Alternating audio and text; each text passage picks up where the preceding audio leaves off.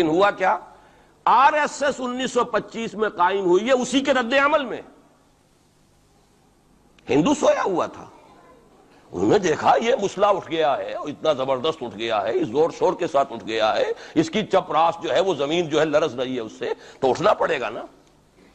لہذا باقاعدہ جو آر ایس ایس 1925 میں قائم ہوئی ہے اسی کے رد عمل میں، اور اس مقصد کے ساتھ، ڈکلیئرڈ مقصد، ہندوؤں کو متحد کیا جائے تاکہ وہ بھرپور طریقے سے مسلمانوں کا مقابلہ کر سکیں.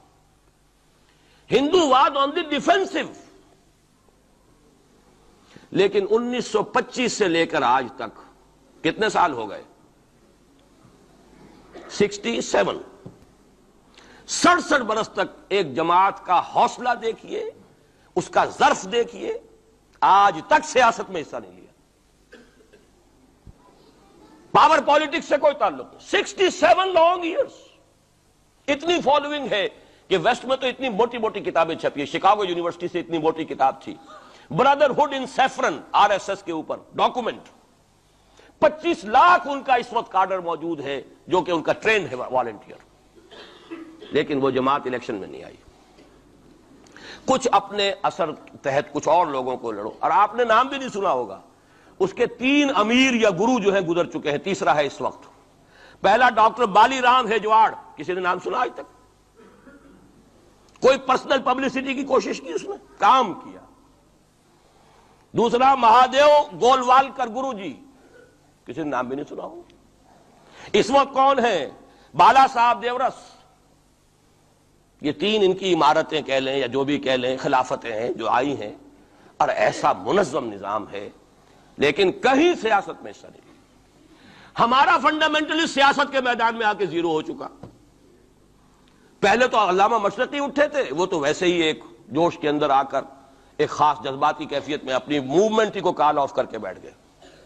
10 لاکھ آدمی، غالباً 10 لاکھ کی فگر تھی، 10 لاکھ یا 1 لاکھ جتنے بھی تھے، میں فگر کے بارے میں نہیں کہہ سکتا، دلی میں جمع نہیں ہوں گے تو میں پارٹی کو ڈسبینڈ کر دوں گا.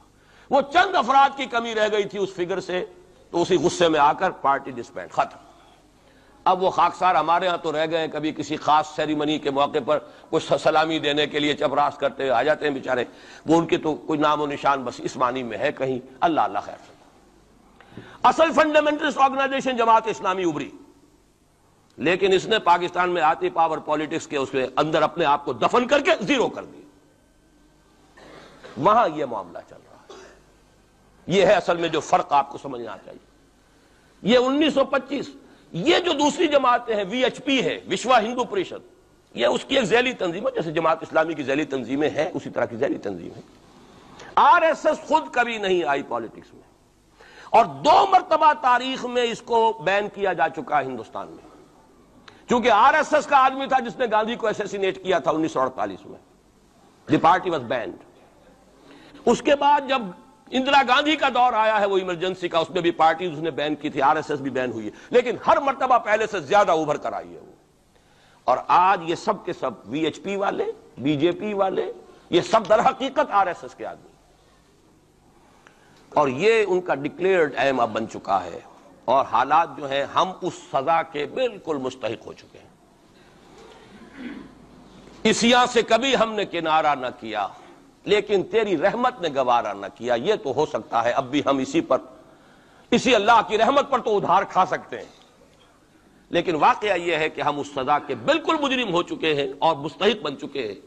اور نظر یہ آ رہا ہے کہ اب حالات ہمارے لیے زیادہ سے زیادہ پیچیدہ سے پیچیدہ، مشکل سے مشکل، اور زیادہ سے زیادہ جو ہے گمبھیر ہوتے چلے جا رہے ہیں. بھارت میں ہندو فنڈامنٹلزم بڑی تیزی کے ساتھ ایک طوفانی شکل کے اندر آیا ہے، اور بھارت میں تو مسلمان تنظیم کوئی ہے ہی نہیں. آپ کے شاید علم میں آیا 2 جماعتیں بین کر دی، جماعت اسلامی بین. ارے جماعت اسلامی بھارت کی جو اصل جماعت ہے وہ تو ایک علمی کام کرنے والی، دعوتی کام کرنے والی، قرآن مجید کے تراجم شائع کی، سیاست میں تو ہے ہی نہیں ہوا.